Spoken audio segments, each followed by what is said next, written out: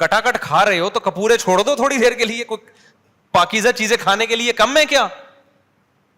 اور بعض لوگ چڑھانے کے لیے کھاتے ہیں, جا کے آرڈر کریں گے کپورے صرف اس لیے یہ بتانے کے لیے کہ ہم اس کو حلال سمجھتے ہیں. اور حرم شریف میں ہمارے بزرگ ہیں, ان سے جو بھی مسئلہ پوچھتا ہے مثبت جواب دیتا ہے. ہاں تو ایک دن میں نے کہا اس میں تو سینکڑوں جوابات غلط ہو رہے ہیں. سامعین, جیسا کہ آپ کو معلوم ہوگا کہ دیوبندی مذہب میں اوجھڑی کھانا حلال اور جائز ہے, جیسا کہ آپ فتاوی رشیدیہ کے صفحہ نمبر 550 پر لکھا ہوا دیکھ سکتے ہیں. اوجھڑی کھانا حلال ہے, اور نیچے بھی آپ دیکھ سکتے ہیں گائے اور بکری کی اوجھڑی کو کھانا درست لکھا گیا ہے. اور سامعین, صرف اوجھڑی ہی نہیں, کپورے کھانا بھی جائز ہے, اور یہی آج کی اس ویڈیو میں آپ ملاحظہ کریں گے. باطل کا رد کریں گے ہم ہیں بریلی والے.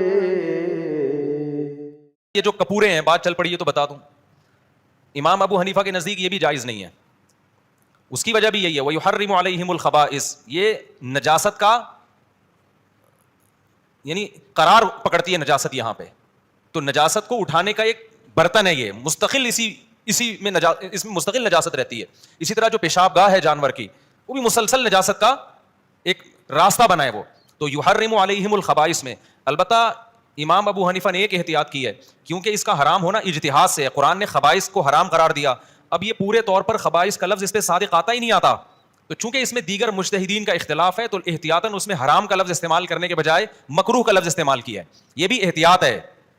تو آپ دیکھو کتنے مضبوط دلائل ابو حنیفہ کے, پھر بھی احتیاط کے دوسرے مجتہدین کا احترام ہو رہا ہے. اور آج دلائل ہوتے نہیں ہیں, اس کے باوجود اپنی رائے کو ایسے پیش کیا جاتا ہے کہ 100% یہی قرآن و سنت ہے, اور جو اس کے اگینسٹ چل رہے ہیں وہ بالکل قرآن و سنت کے خلاف چل رہے ہیں, وہ اندھے مقلد ہیں.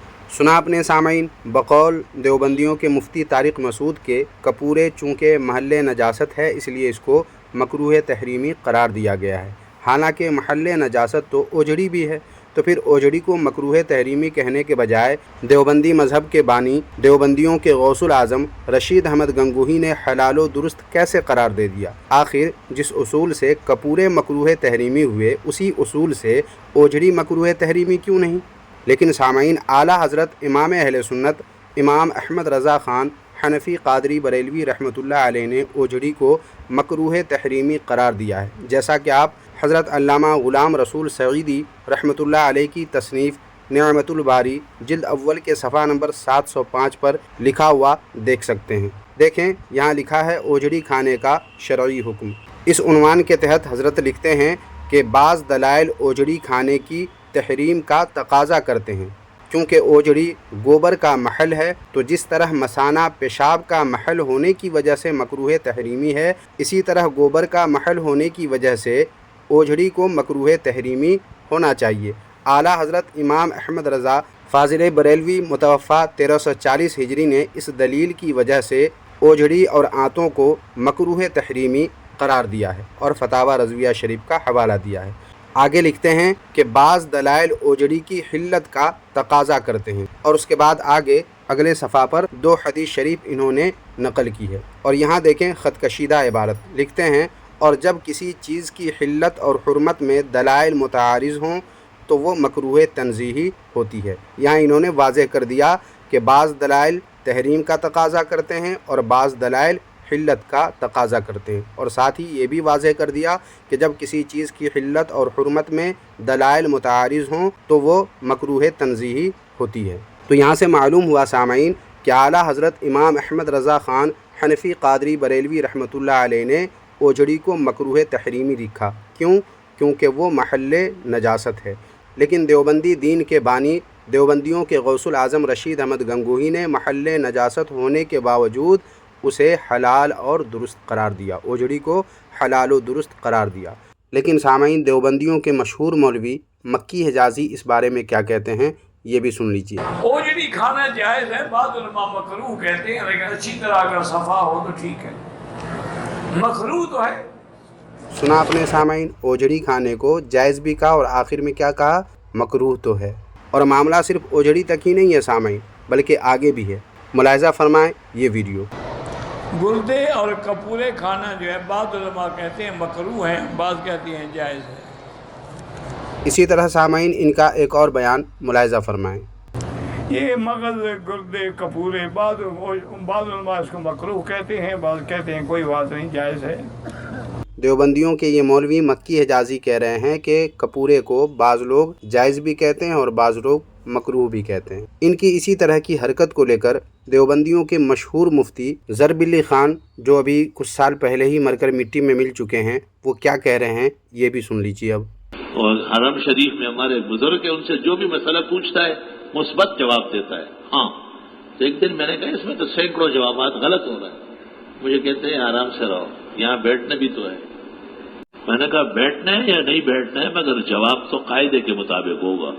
अलमुख्तसर ये सामाइन कि आज की इस वीडियो से वाज़े हो गया कि देवबंदी न सिर्फ ओझड़ी खाते हैं, जो देवबंदियों के मुफ्ती तारिक मसूद के बयान करदा उसूल के ज़रिए मकरूह तहरीमी साबित होती है, क्योंकि देवबंदियों के घर की इस किताब फतावा रशीदिया के सफ़ा नंबर 550 पर देखें, सवाल में लिखा हुआ है कि ओझड़ी यानी आंत, और उसको जिगरी भी कहते हैं, कि पेट में होती है और उसमें पेशाबो गोबर रहता है, उसका खाना जायज़ है या नहीं। तो जवाब में क्या लिखा कि ओझड़ी खाना दुरुस्त है। मतलब ये कि सवाल में वजाहत भी कर दी गई है कि उसमें पेशाब और गोबर होता है, फिर भी उसको मकरूह कहने के बजाय रशीद अहमद गंगोही ने क्या कहा कि दुरुस्त है। मतलब ये कि देवबंदी न सिर्फ ये कि ओझड़ी खाते हैं, बल्कि साथ में गुर्दे कपूरे भी खाते हैं। और तारिक मसूद ने भी खाने वालों के मुतालिक कुछ बातें की हैं, वो भी आपने सुन लिया है। लिहाजा सामाईन व नाज़रीन, आज की इस वीडियो के ताल्लुक़ से आपकी राय क्या है, कमेंट बॉक्स में ज़रूर लिखें, और वीडियो को लाइक करने के साथ साथ हाइप भी कर दें, और अपने दोस्त अहबाब में जितना इस वीडियो को शेयर कर सकते हैं कर दीजिए, ताकि लोगों को मालूम हो जाए कि रशीद अहमद गंगोही और कासिम नानतवी के कायम करदा दीन देवबंदियत के मानने वाले लोग ओझड़ी भी खाते हैं, महल्ले नजासत होने के बावजूद ओझड़ी भी खाते हैं, कपूरे भी खाते हैं, और क्या कुछ खाते हैं आपने वीडियो में मुलाहिज़ा कर लिया है। सामाईन, चलते चलाते एक और हवाला याद आया, वो भी मुलाहिज़ा फरमा लें। देखें, यह है किताब तज़किरतुर रशीद, जिल्द नंबर 2 और सफ़ा नंबर 17। इस पर देवबंदी मौलवी ने क्या लिखा है देख लीजिए। रशीद अहमद गंगोही के बारे में लिखा है उसने कि आपने कई मरतबा, आपने मतलब रशीद अहमद गंगोही ने कई मरतबा बहैसियत तबलीग ये अल्फाज ज़बान फैज़ तर्जुमान से फ़रमाए कि सुन लो, हक़ वही है जो रशीद अहमद की ज़ुबान से निकलता है, और बक़सम कहता हूँ मैं कुछ नहीं हूँ मगर इस ज़माना में हिदायत व नजात मौक़ूफ़ है मेरे इत्तिबा पर। मतलब ये कि रशीद अहमद गंगोही ने जो लिख दिया, जो कह दिया, वही हक़ है, और जब हक़ है तो देवबंदियों को इसे मानना ही है, क्योंकि आगे इसने क्या कहा कि इस ज़माना में हिदायत व नजात मौक़ूफ़ है मेरे इत्तिबा पर। यानी अगर कोई देवबंदी रशीद अहमद गंगोही के फतवा को सुनकर अगर ओझड़ी न खाए और ओझड़ी खाने से अगर इज्तिनाब करे, बचे, गुरेज़ करे, तो फिर उसे हिदायत व नजात नहीं मिल सकती है। क्यों? क्योंकि वो रशीद अहमद गंगोही की इत्तिबा नहीं करेगा। तो यहाँ पर साफ साफ लिखा हुआ है कि इस ज़माना में हिदायत व नजात मौक़ूफ़ है मेरे इत्तिबा पर। यह है सामाईन व नाज़रीन देवबंदियत की वो नहूसत जिससे देवबंदी लोग चाह करके भी नहीं निकल सकते हैं। अब देवबंदियों को ओझड़ी खाना ही खाना होगा, और अगर नहीं खाएंगे तो इनको हिदायत व नजात नहीं मिलेगी। अब ये बात आपके साथ साथ और भी लोगों को मालूम हो, इसलिए ज़रूरी है कि आप इस वीडियो को ज़्यादा से ज़्यादा लोगों तक शेयर करें। शुक्रिया, जज़ाकल्लाहु खैरा।